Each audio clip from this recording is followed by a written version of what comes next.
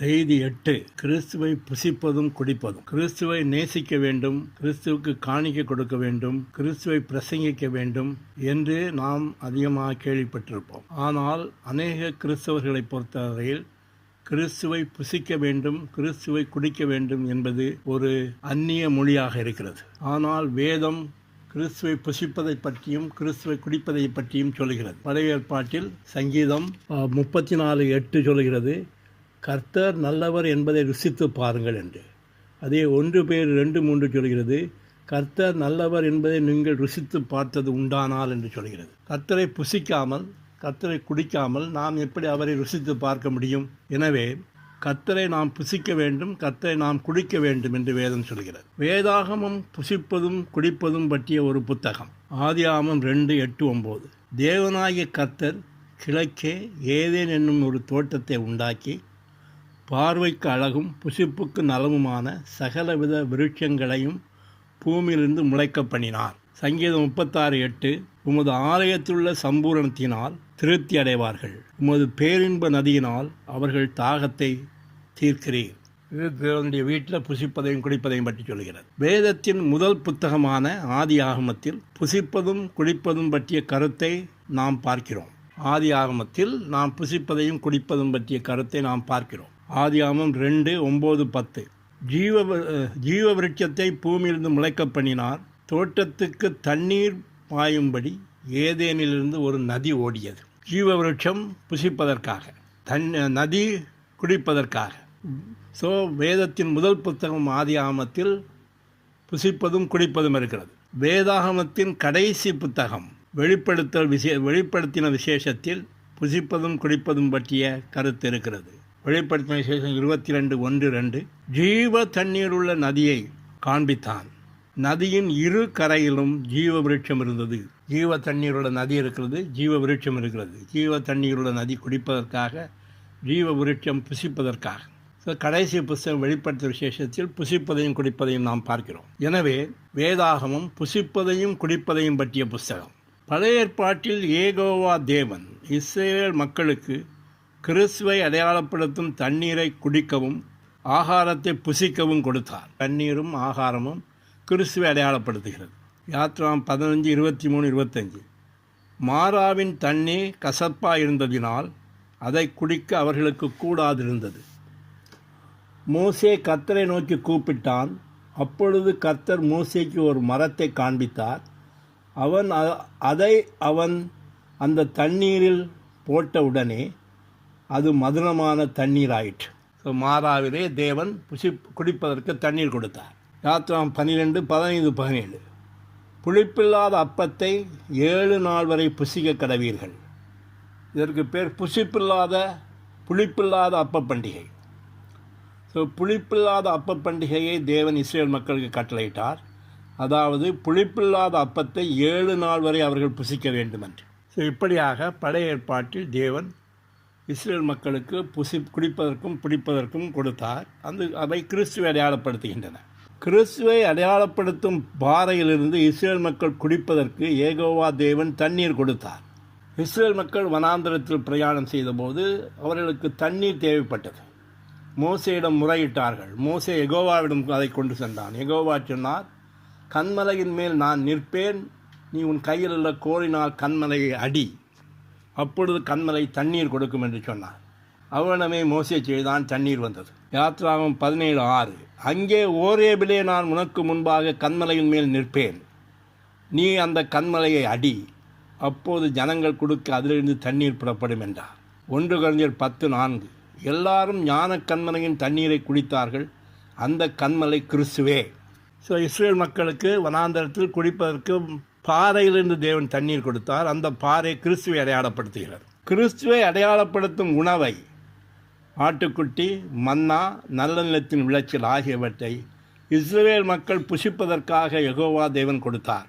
யாத்ராகமம் 12:8. அன்று ராத்திரியிலே அதன் மாம்சத்தை புசிக்க கடவீர்கள், ஆட்டுக்குட்டியின் மாம்சத்தை புசிக்க கடவீர்கள் என்று சொல்கிறார். 16. யாத்ராகமம் 16:35. இஸ்ரவேல் புத்திரர் 40 வருஷம் மன்னாவை புசித்தார்கள். யோசுவா 5:12. அவர்கள் தேசத்தின் தானியத்திலே புசித்த மறுநாளிலே மன்னா பெய்யாமல் ஒழிந்தது. ஸோ இஸ்ரேல் மக்கள் ஆட்டுக்குட்டியை புசித்தார்கள். அந்த ஆட்டுக்குட்டி கிறிஸ்துவை காட்டுகிறது. இஸ்ரேல் மக்கள் மன்னாவை புசித்தார்கள். இயேசு கிறிஸ்து சொன்னார், அந்த மன்னா நான் தான் என்று. அவர்கள் நல்ல நிலத்தின் விளைச்சலை சாப்பிட்டார்கள். அந்த நல்ல நிலம் கிறிஸ்துவை குறிக்கிறது. அந்த விளைச்சல் கிறிஸ்துவை குறிக்கிறது. புதிய ஏற்பாட்டில் விசுவாசிகளுக்கு புசிக்கவும் குடிக்கவும் தேவன் கிறிஸ்துவை கொடுத்திருக்கிறார். லூக்கா 15:23 கொழுத்த கண்டை கொண்டு வந்து அடியுங்கள், நாம் புசித்து சந்தோஷமாக இருப்போம். இது கெட்டகுமாரனுடைய அப்பா சொல்லுகிறார். கண்டை கொண்டு வாருங்கள், அடித்து புசிப்போம் என்று. இந்த கண்டு கிறிஸ்துவை குறிக்கிறது. யோவான் 4:14 நான் கொடுக்கும் தண்ணீரை குடிக்கிறவனுக்கோ ஒரு காலம் தாகம் உண்டாவாது. இது இயேசு கிறிஸ்து சொல்கிறார். இது ஜீவன் தரும் ஆவியானவரை குறிக்கிறது. விசுவாசிகள் புசிப்பதற்கு கிறிஸ்துவை தேவன் கொடுத்திருக்கிறார். வெளிப்படுத்தின 2:7 ஜெயங்கொள்கிறவர் எவனோ அவனுக்கு பரதேசின் மத்தியில் இருக்கிற ஜீவ விருட்சத்தின் கனியை புசிக்க கொடுப்பேன். ஜெயங்கொள்கிறவனுக்கு நான் மறைவான மன்னாவை புசிக்க கொடுப்பேன். ஜீவ விருட்சம் கிறிஸ்துவை காட்டுகிறது. மன்னா கிறிஸ்துவை காட்டுகிறது. வெளிப்படுத்தின 21:6 தாகமாக இருக்கிறவனுக்கு நான் ஜீவ தண்ணீர் ஊற்றில் இலவசமாக கொடுப்பேன். யோவான் 7:37 இயேசு சத்தமிட்டு, ஒருவன் தாகமாக இருந்தால் என்னிடத்தில் வந்து பானம் பண்ண கடவன். ஸோ புதிய ஏற்பாட்டில் விசுவாசிகள் குடிப்பதற்கும் புசிப்பதற்கும் கிறிஸ்து கொடுக்கப்பட்டிருக்கிறார். நாம் கிறிஸ்துவை புசிக்கவும் குடிக்கவும் வேண்டும். அதனால் கிறிஸ்து நம்மில் வளர முடியும். எபேசியர் 3:17 விசுவாசத்தினாலே கிறிஸ்து உங்கள் இருதயங்களில் வாசமாக இருக்கக்கூடும். யோவான் 6:56 என் மாம்சத்தை புசித்து என் இரத்தத்தை பானம் பண்ணுகிறவன் என்னிடத்தில் நிலைத்திருக்கிறான், நானும் அவனில் நிலைத்திருக்கிறேன். நாம் மறுபடி பிறந்தபோது கிறிஸ்து நம் ஆவியில் கற்பந்தரிக்கப்பட்டார். அப்போஸ்தலர் 2:38 நீங்கள் மனம் திரும்பி ஒவ்வொருவரும் பாவ மன்னிப்பு கண்டு இயேசு கிறிஸ்துவின் நாமத்தினாலே ஞானஸ்தானம் பெற்றுக்கொள்ளுங்கள், அப்பொழுது பரிசுத்த ஆவியின் வரத்தை பெறுவீர்கள். பரிசுத்த ஆவியின் வரத்தை அல்ல, பரிசுத்த ஆவியையே வரமாக பெறுவீர்கள். ஸோ கிறிஸ்துவை விசுவாசிக்கும் போது நாம் மறுபடியும் பிறக்கிறோம். நம்ம ஆவியில் இயேசு கிறிஸ்து வருகிறார் ஆவியானவராக. 2 தீமோத்தேயு 4:22 கர்த்தரா இயேசு கிறிஸ்துவின் ஆவியுடனே கூட இருப்பாராக. ஸோ இயேசு கிறிஸ்து நம்முடைய ஆவிக்குள் பிறந்து விட்டார், அல்லது நம்முடைய ஆவிக்குள் கற்பந்தரிக்கப்பட்டு விட்டார். அந்த கிறிஸ்து நமக்குள்ளாக வளர வேண்டும். கிறிஸ்து நம்முடைய ஆத்மாவில் வளருகிறார். கலாத்தியர் 4:19 என் சிறு பிள்ளைகளே, கிறிஸ்து உங்களிடத்தில் உருவாகும் அளவும் உங்களுக்காக மறுபடியும் கற்பவேதனைப்படுகிறேன் என்று பவுல் சொல்கிறார். கொலோசியர் 1:28 எந்த மனுஷனையும் கிறிஸ்துவுக்குள் தேறினவனாக நிறுத்தும்படி உபதேசிக்கிறேன். ஸோ கிறிஸ்து நம்மிலே வளர வேண்டும். அதற்கு நாம் கிறிஸ்துவை புசிக்கவும் குடிக்கவும் வேண்டும்.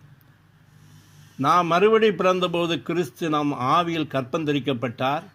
நாம் கிறிஸ்துவை புசித்து குடிப்பதன் மூலமாக கிறிஸ்து நம் ஆத்மாவில் வளருவார். சுலபமான வழியில் நாம் கிறிஸ்துவை புசிக்கவும் குடிக்கவும் முடியும். மத்தேயு 4:4 மனுஷன் அப்பத்தினாலே மாத்திரம் அல்ல, தேவனுடைய வாயிலிருந்து புறப்படுகிற ஒவ்வொரு வார்த்தையினாலும் பிழைப்பான். எண்ணாமம் 20:8 நீ கோலை எடுத்துக்கொண்டு கண்மலையை பார்த்து பேசு, அப்பொழுது அது தன்னிடத்தில் உள்ள தண்ணீரை கொடுக்கும். கண்மலை ஏற்கனவே பிளக்கப்பட்டாயிற்று. எனவே கண்மலையிடம் பேசினால் கண்மலை தண்ணீர் கொடுக்கும். ஸோ சுலபமான வழி இருக்கிறது. வார்த்தை உணவாக இருக்கிறது. வார்த்தையை ஜெபவாசிப்பு செய்வதால் நாம் கிறிஸ்துவை புசிக்க முடியும். எரேமியா 15:16 உம்முடைய வார்த்தைகள் கிடைத்த உடனே அவைகளை உட்கொண்டேன். உம்முடைய வார்த்தைகள் எனக்கு சந்தோஷமும் என் இதயத்துக்கு மகிழ்ச்சியுமாயிருந்தது.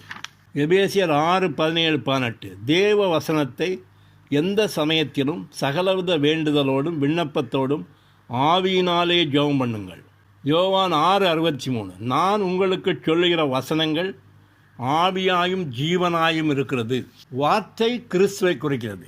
வார்த்தையில் இருக்கக்கூடிய கிறிஸ்துவை நாம் புசிக்க வேண்டும். அதை புசிப்பதற்கான வழி வார்த்தையை ஜெபவாசிப்பு செய்வதாகும்.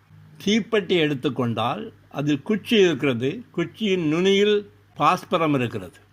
தீப்பெட்டியின் மேலே பாஸ்பரம் இருக்கிறது. குச்சியில் உள்ள பாஸ்பரத்தையும் பெட்டியின் மேலுள்ள பாஸ்பரத்தையும் ஒன்றாக உரச விடும்போது நெருப்பு வருகிறது. அதுபோல நம்முடைய ஆவியில் ஆவியானவர் இருக்கிறார். எழுதப்பட்டிருக்கக்கூடிய வேத வார்த்தையில் ஆவியானவர் இருக்கிறார். இந்த 2 ஆவியானவரையும் உரசினால் வார்த்தை நமக்குள்ளாக ஆவியாயும் ஜீவனாயும் செல்லும். அதற்கான வழிதான் ஜெப வாசிப்பு செய்வது. ஜெப வாசிப்பு எழுதப்பட்டிருக்கக்கூடிய வார்த்தையை பேசப்படக்கூடிய வார்த்தையாக மாற்றுகிறது, அல்லது நிரந்தரமான வார்த்தையை உடனடி வார்த்தையாக மாற்றுகிறது. அதற்கு லோகோஸ் என்று பெயர். உடனடி வார்த்தை அல்லது எழுதப்பட்டிருக்க வார்த்தைக்கு லோகோஸ் என்று பெயர். உடனடி வார்த்தைக்கு ரேமா என்று பெயர். லோகோஸை ரேமாவாக மாற்றுவதே ஜெப வாசிப்பு. நாம் ஜெப வாசிப்பு செய்யும்போது நம்முடைய ஆவியை நாம் இயக்கும்போது, இயக்கி வார்த்தையை நாம் படிக்கும்போது, நம்முடைய உள்ள ஆவியானவர் வார்த்தையில் உள்ள ஆவியானவரோடு உரசி வார்த்தையை ஆவியாயும் ஜீவனாயும் மாற்றி நம்முடைய ஆவிக்குள்ளாக செலுத்துகிறார்.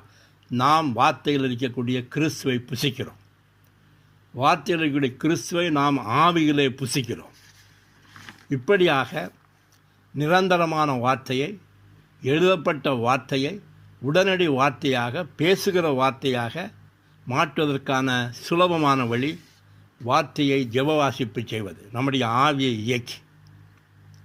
இப்படியாக வார்த்தையில் இருக்கக்கூடிய கிறிஸ்துவை நாம் புசிக்கிறோம். கர்த்தருடைய நாமத்தை கூப்பிடுவதால், கர்த்தரா இயேசுவே என்று கர்த்தருடைய நாமத்தை கூப்பிடுவதால் நாம் கிறிஸ்துவை குடிக்க முடியும். 2 கொரிந்தியர் 3:17 கர்த்தரே ஆவியானவர். ரோமர் 10:12 எல்லாருக்கும் கர்த்தரானவர் தம்மை நோக்கி கூப்பிடுகிற யாவருக்கும் ஐஸ்வர்ய சம்பனராயிருக்கிறார். கர்த்தராய இயேசு ஆவியானவராக இருக்கிறார். அவருடைய பெயர் இயேசு, ஆனால் அவருடைய நபர் ஆவியானவர். எனவே கர்த்தராய இயேசுவே என்று கூப்பிடும்போது அவர் ஆவியானவராக நம்மிடத்தில் வருகிறார். நான் அவரை ஆவியானவராக ஜீவ தண்ணீர் உள்ள நதியாக நான் குடிக்கிறேன். ஸோ கர்த்தரா இயேசுவே என்று கூப்பிடுவதன் மூலமாக நாம் கிறிஸ்துவை குடிக்க முடியும். வார்த்தையை ஜெப வாசிப்பு செய்வதன் மூலமாக நாம் கிறிஸ்துவை குடிக்க முடியும். கர்த்தரா இயேசுவே என்று கூப்பிடுவதன் மூலமாக நாம் அவரை குடிக்க முடியும். இப்படியாக கிறிஸ்துவை நாம் குடிக்கவும் புசிக்கவும் வேண்டும். நாம் எவ்வளவு அதிகமாக கிறிஸ்துவை புசிக்கிறோமோ அவ்வளவு அதிகமாக நாம் கிறிஸ்துவுக்குள் வளருவோம். அவ்வளவு அதிகமாக கிறிஸ்து நமக்குள் கட்டியமைக்கப்படுவார். எவ்வளவு அதிகமாக நாம் அவரை குடிக்கிறோமோ அவ்வளவு அதிகமாக அவர் நமக்குள்ளாக கட்டியமைக்கப்படுவார். ஸோ கிறிஸ்துவை அறிவதற்கான வழி, அனுபவ ரீதியாக கிறிஸ்துவை அறிவதற்கான வழி கிறிஸ்துவை புசிப்பதும் கிறிஸ்துவை குடிப்பதுமாகும். கிறிஸ்துவை புசித்து குடிப்பதன் மூலமாக நாம் கிறிஸ்துவுக்குள் வளர்கிறோம். கிறிஸ்து நமக்குள்ளாக கட்டியமைக்கப்படுகிறார். நாம் கிறிஸ்துவை மென்மேலும் அறிந்து கொள்கிறோம். Praise the Lord. ஸோ வேதாகமம் புசிப்பதையும் குடிப்பதையும் பற்றிய ஒரு புஸ்தகம். முதல் புஸ்தகமான ஆதி ஆகமத்தில் நாம் ஜீவ விருட்சத்தையும் நதியையும் பார்க்கிறோம். அது புசிப்பதையும் குடிப்பதையும் காட்டுகிறது. கடைசி புஸ்தகமான வெளிப்படுத்தின விசேஷத்தில் நாம் ஜீவ தண்ணீர் உள்ள நதியையும் ஜீவ விருட்சத்தையும் பார்க்கிறோம். ஸோ இங்கேயும் நாம் குடிப்பதையும் புசிப்பதையும் நாம் பார்க்கிறோம். இவ்வாறு வேதாகமம் புசிப்பதையும் குடிப்பதும் பற்றிய ஒரு புஸ்தகம். Praise the Lord.